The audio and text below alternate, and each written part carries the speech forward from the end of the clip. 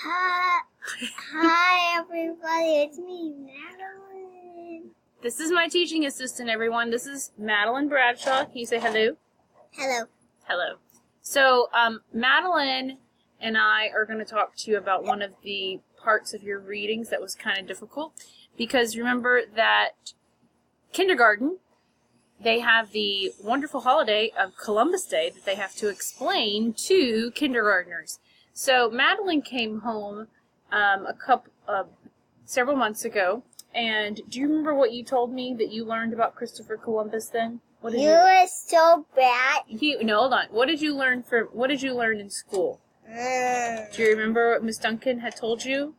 Oh, it's like the sick thing. The sick thing. What was the sick thing?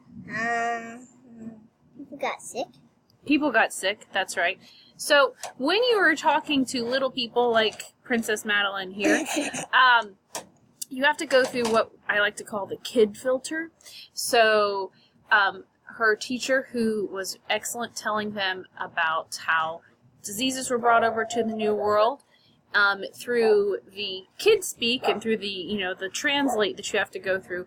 Madeline came home and said that everyone in America got allergies. And so we had a long conversation, and so she can tell you all about Christopher Columbus now. Madeline, can you tell me, she has a pair of scissors in her hands. Can you tell them about Christopher Columbus? Who was Christopher Columbus? He was a sailor, oh,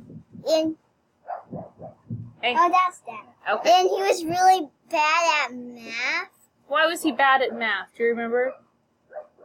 Did he think the world was bigger or smaller than it was? Smaller. Right, he thought it was smaller than it actually was. Like this. Like this, right? And so he ended up, where was he trying to go? Do you remember?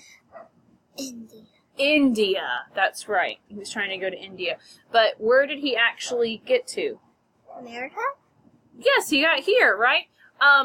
So you said that he was a bad guy. Why do you think he was bad? What did he do? Because he killed the people, and he made them slaves, and he made them dig for gold, and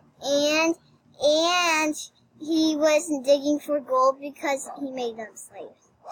Why did he want gold? So he could have lots of money. Why do you want lots of money? Because you want to be rich. Because you want to be rich, and what can you do with all that richness? What can you do with all that money? He can keep it all to himself. Oh no, so he was greedy? Yes. Oh my goodness. Okay. Well, so what do you think that we should do on Columbus Day? Celebrate that he's dead.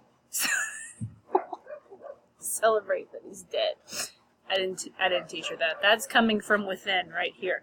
Okay, Madeline, that's all we needed to do. You're good. Say bye. Bye. Okay, so there you have it. You have now heard a 6-year-old talking about the crimes of Christopher Columbus, just in case you thought that it could not be done. It's really hard to think about how to bridge these subjects in a safe way with young learners and young listeners like my daughter here. But if you prep them and you get them to think about, why would you think they would do this? What was the motivation behind that? Things that they can relate to, they will impress you over and over again. For the rest of the school year, my daughter badgered her poor kindergarten teacher who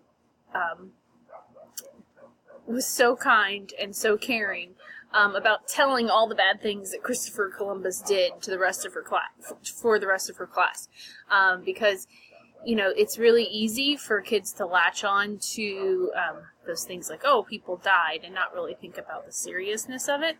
But you also want to balance that with interesting facts about him, or the fact that he was a sailor, and what does it mean to be a sailor, and why is math important for sailing?